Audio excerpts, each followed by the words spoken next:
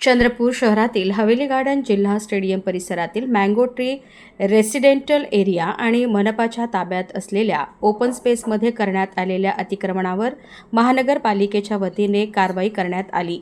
चंद्रपूर महानगरपालिकेने वडगाव प्रभागातील civil line road Shankar colony परिसरात अनधिकृत अतिक्रमणाविरोधात धडक कारवाई केली।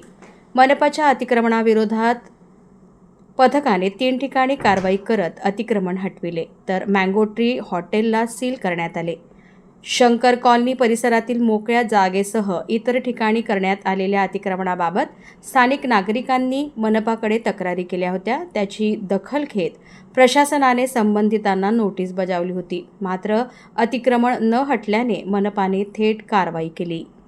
ही कारवाई चंद्रपूर आपला स्टेडियमच्या बाजूला असलेला मँगो ट्री हे विना परवानगी रेसिडेन्शियल झोनमध्ये असलेले हॉटेल आपण सील केलेलं आहे।